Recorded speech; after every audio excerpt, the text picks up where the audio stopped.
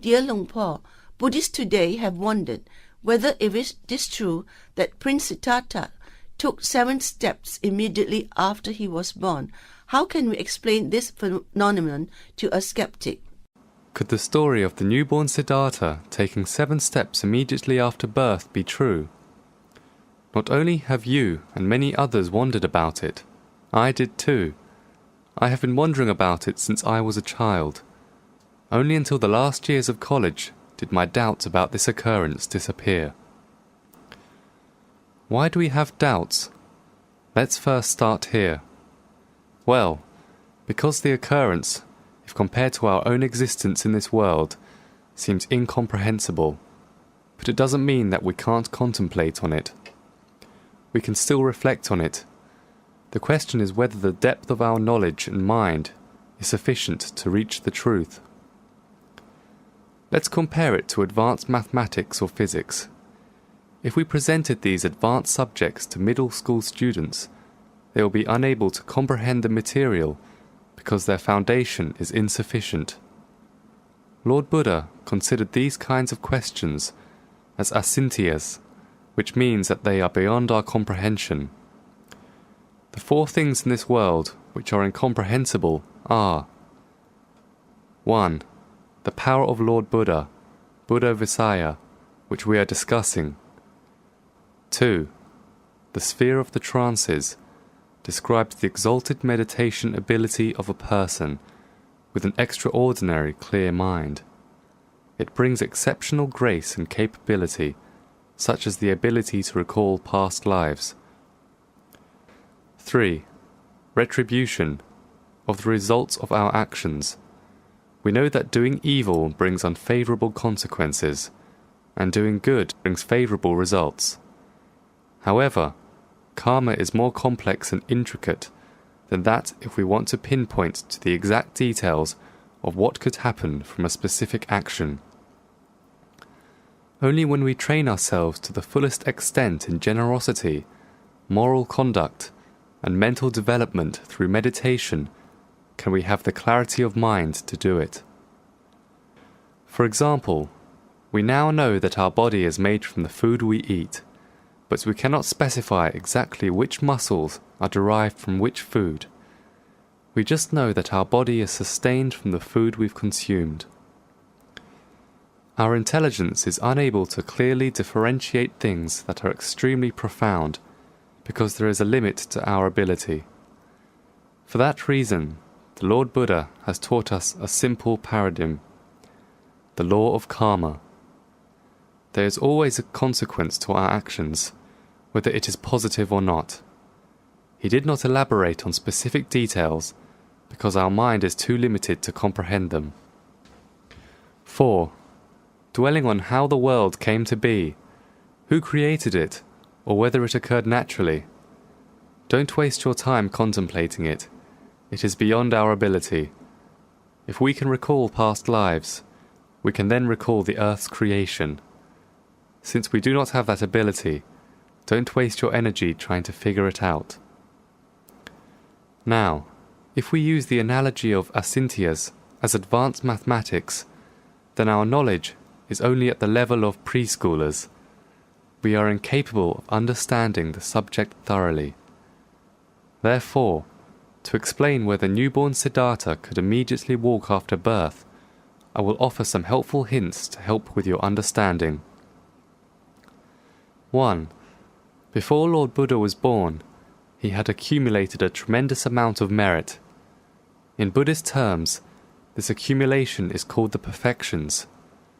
In essence, the perfections are accumulated merit over many lifetimes. Merit arises when one does good deeds repeatedly. When one puts his life at stake to do good deeds, that merit has even more potency. This type of merit he considered the perfections. Lord Buddha had fully pursued the perfections in each of his past lifetimes. Its power gave him the body with the marks of a great man, which had the 32 auspicious signs. His body was unblemished, well-shaped, and proportionate. It was perfect in every way, ever since he was in his mother's womb, He was unlike any other child. While he was in her womb, he was able to position himself in a meditative position. He wasn't moving all over the place like us in the womb. It was the result of the tremendous merits he had tirelessly pursued. 2. He was in his mother's womb for exactly 10 months, no more and no less. And 3. His every body part was flawless and perfect in shape and size. While pregnant, Lord Buddha's mother was in excellent health. More importantly, she observed the precepts diligently, maintained a clear, kind and generous mind, meditated, and gave donations during the entire pregnancy. Therefore, the little Bodhisattva was in the womb as if he was an arahant in the highest form of happiness from deep meditation, unlike all other babies. Being in a sublime state of meditation, the Bodhisattva's mind was continuously purified. As for the birth, unlike us, the Bodhisattva came into the world with his feet first, which gave stability to his body. As a result of his enormous merits from the perfections, immediately after he was born, he touched the ground with both feet, stood up, and was able to walk with full awareness. It is complicated to grasp the concept of karma, because we are so used to bad karma that we do not recognize the effects of good karma. Let me give an example of bad karma. Because of negative karma, fish can swim immediately after birth, but not us. Fish and fowl were born as a result of negative karma that influenced their conditions. However, Lord Buddha was influenced by positive karma through the pursuit of the perfections. Let me leave you with a little reminder whenever you think of the future. Human beings have the tendency to think that everything revolves around them, and anything beyond our immediate understanding simply cannot be possible. However, we must remember that the Bodhisattva, unlike us, accumulated perfections. His endeavor was significantly greater and fundamentally different from our own. For this reason, his efforts became a part of his characteristics, known as the Buddha attributes. Please, listen to the things I've said, and do not just believe or reject it. Focus on the practice of meditation wholeheartedly. Once you attain a crystal clear, calm and radiant mind, you will understand thoroughly on your own and all the difficult subjects that I've mentioned and be able to explain them to the world much better than I can. Just continue to practice meditation and soon you will understand. It's not difficult. There is a tremendous difference between pursuing the perfections to its highest form by renouncing one's life and the act of committing suicide. Before we continue, let's first make sure we understand what pursuing the perfections means. The word perfection has two separate meanings. The first meaning of perfection is merit. Whenever we do good deeds, we accumulate merits. Similar to the way electricity is stored in a battery, merit can be stored in our mind. The other special quality of merit is its ability to purify the mind until it's as clear as a crystal or a diamond. The merits accrued have different qualities. Making merit with a neutral intention will bring merit with certain characteristics, while a higher quality merit will be achieved when one's life is at stake. The latter form is called the perfections. The second meaning of perfection is good quality. When you repeatedly persevere to do good deeds at risk of your own life over many lifetimes, it will become part of your character. You will develop an innate commitment of always putting merit before your own life.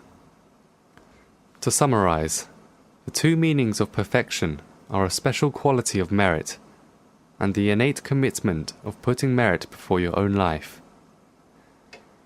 When someone pursues the perfections as described while keeping his mind pure and filled with wisdom and awareness, this person will be in charge of his good thought, speech, and action. Why do we, the Arahants, or Lord Buddha, have to pursue the perfections despite the extreme difficulties? Because as soon as we were born, we possess an impurity in our mind. It is similar to the germs we acquire in our body immediately after we are born.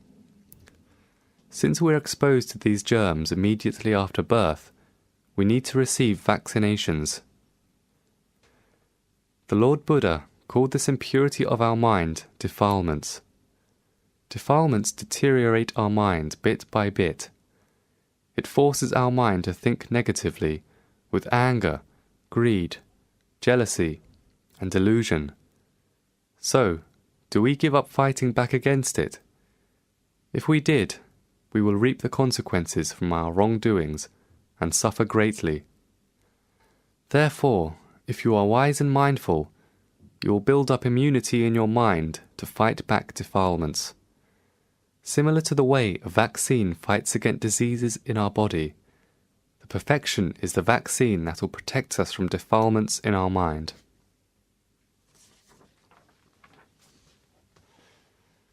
The perfection is pursued with perseverance, a purified mind, wisdom, and full awareness, not recklessness. Committing suicide is different. Not only is it reckless, but mindless as well. When a person is trying to kill himself, his mind is very clouded and dark as black ink or mud. He cannot think of anything.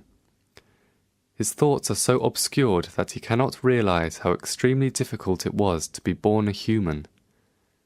It requires accruing merit through an unbelievably long period of time to be able to be born a human being. It also happened to be the physical form that is most suitable for all kinds of moral acts. Instead of using this blessing to do good, they resort to excuses because of jealousy or depression. They can't see that all problems have a solution, and because of their desperation, self-absorption, and lack of mindfulness, they turn to suicide. I want to emphasize again that suicide is the result of recklessness and mindlessness, and even mental illness. It must be full of fog and sadness not to realize the value of their lives. On the other hand, the perfection is full of happiness and great joy, resulting from the perseverance of accumulating merit. The difference between the two is rather black and white. Therefore, everyone must strive to perform good deeds in order to keep our mind pure and clear. It is advisable to study the 10 perfections, the 10 principal virtues practiced by the Lord Buddha. 1. Generosity. It's important in protecting our mind from greed and attachment. 2. Precepts. They play a role in removing hatred from our hearts. 3. Renunciation means an end of the attachment to the senses, sight, sound, smell, taste, and touch. 4. Wisdom, which is accumulated by studying the Dharma in depth. 5. Endeavor, which is very useful in many things, especially the accumulation of merit. The rest of the 10 perfections are forbearance, truthfulness, self-determination, loving-kindness, and equanimity. There are many books written about this topic. You should study it seriously and never think of committing suicide. Its retribution carries over many lifetimes. What a waste that would be. Keep that in mind.